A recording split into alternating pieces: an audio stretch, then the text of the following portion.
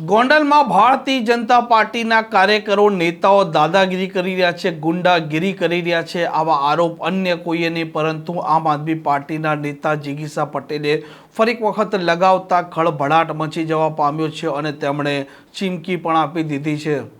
વૈષ્ણવજન તો તેને કહીએ જે પીડ પરાઈ જાનાને રે.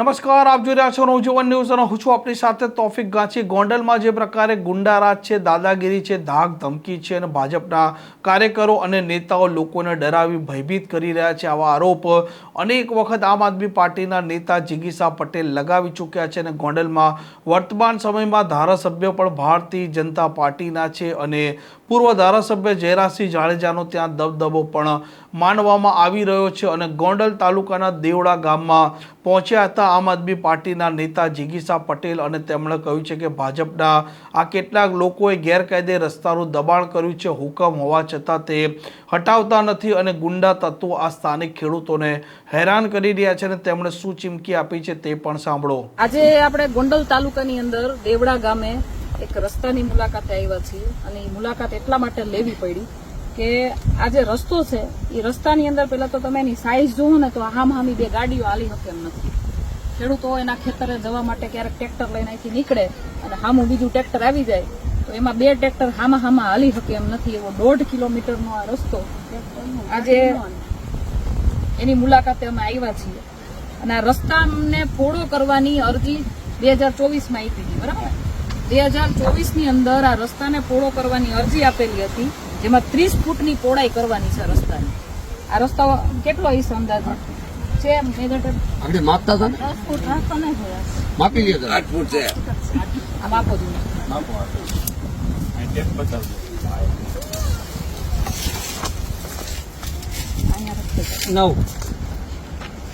નવ ફૂટ 4 9 ફૂટ ને 4 ઇંચ છે.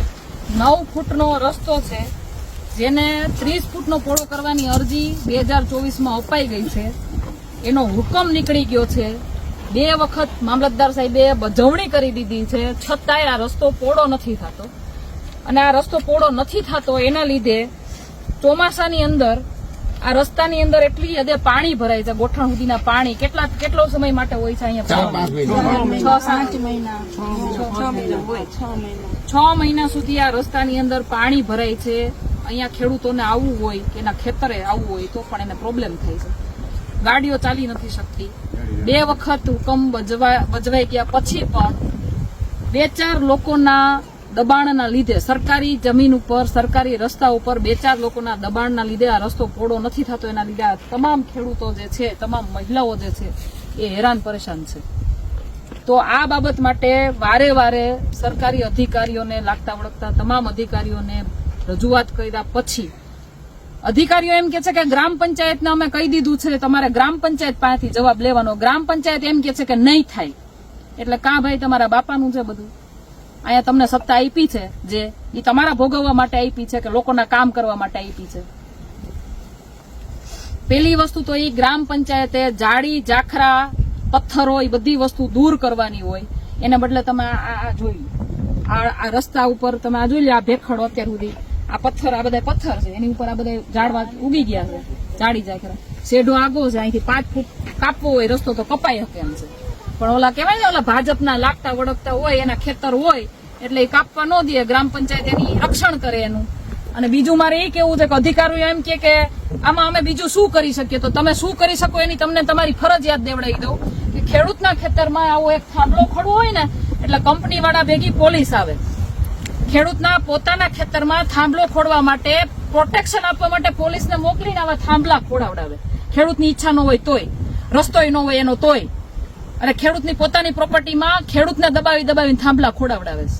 તો આ ખેડૂતના હક માટે જે રસ્તો 2 વાર બજવણી થઈ ગઈ છે, હુકમ થઈ ગયો છે, છતાંય તમે પોલીસ પ્રોટેક્શન રાખી અને આવા ભાજપના બધા કહેવાય ને તકવાદી લોકો છે, તકવાદી કહેવાય, સત્તા ભોગવીને દબાણ કરીને સરકારી પ્રોપર્ટીઓ આપણે આ બધું દબાણ કરે છે. એના માટે પોલીસ નથી મોકલી શકતા. એટલે તમારા આ છે ને આ જે બધા માથીમાં આ બધાને ભટકાવાના જે બધા નીતિઓ છે ને એ બધી બંધ કરજો. બાકી આમાં છે ને વાત એવી છે કે ધુળસિયા ગામની હમણાંની તમને મેટર કહું કે ધુળસિયા ગામમાં એક આવો જ કિસ્સો જમીન ઉપરના દબાણના લીધે 4 જણા હેરાન કરતા હતા અને એ દબાણ સહન ન કરી શકતા એક ભાઈએ પોતાનું જીવન ટૂંકાવી દીધું. એ શું કામ? કારણ કે અરજીઓ કરીને થાયકા હોય, અધિકારીઓ માનતા ન હોય, ભાજપના લાગતા વળગતા લોકોને પ્રોટેક્ટ કરતા હોય, લડીને થાયકા હોય અને પછી માંથી ધમકીઓ આવતી હોય એટલે બિચારા ખેડૂતો શું કરે?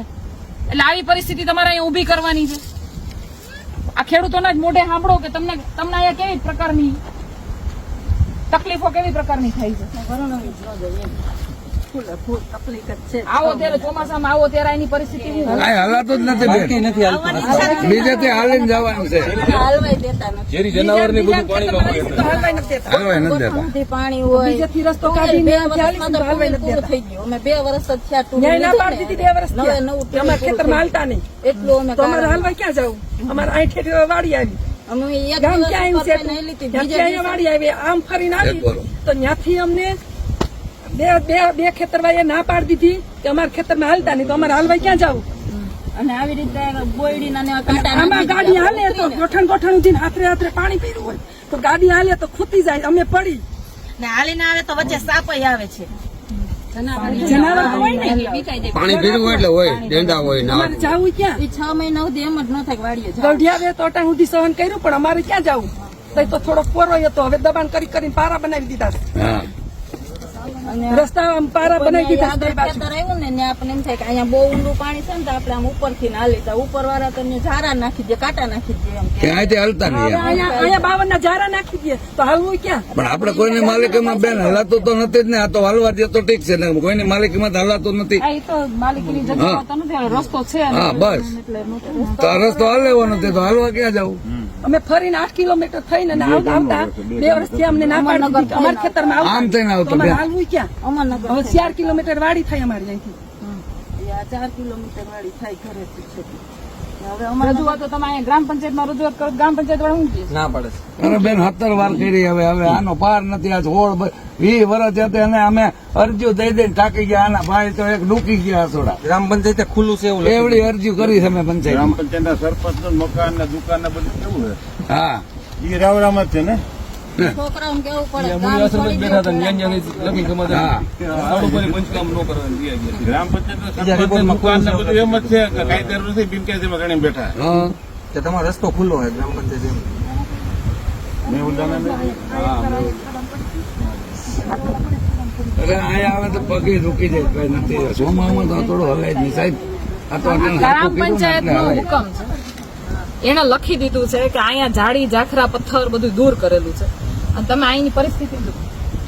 આ 5-5 ફૂટ તો આ લોકોએ પારા ઉતારી અને આ ઝાડી ઝાખરા એટલી હદના છે. બે બાજુ તમે જોઈ લો, આ બાજુ લારીઓ નાખી વચ્ચે રોદા બતાવો. આ અહીંથી આ નીચે રસ્તાનો ફોટો પાડો છો. આ બે બાજુ આ પારા બનાવી અને એની માથે ઝાડી ઝાખરા તમે જુઓ. આ ગ્રામ પંચાયતનો હુકમ જુઓ. આ ઝાડી ઝાખરા દૂર કરી દેવાનો ગ્રામ પંચાયતનો, દેવડા ગ્રામ પંચાયતનો હુકમ છે. બરાબર?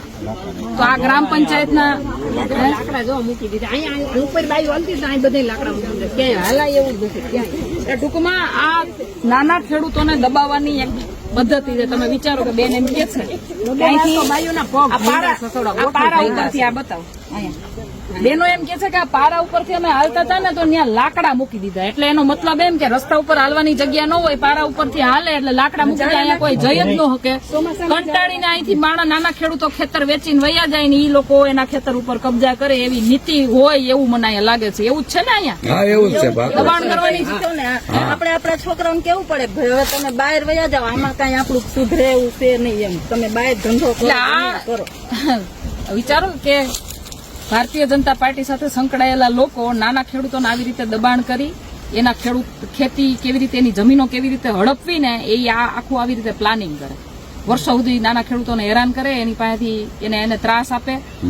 ગાડા માર્ગ, આ ગાડા માર્ગ છે પણ 30 ફૂટનો હોવાની બદલે 8 ફૂટનો 9 ફૂટનો ગાડા માર્ગ છે. આખો જોઈ લો તમે.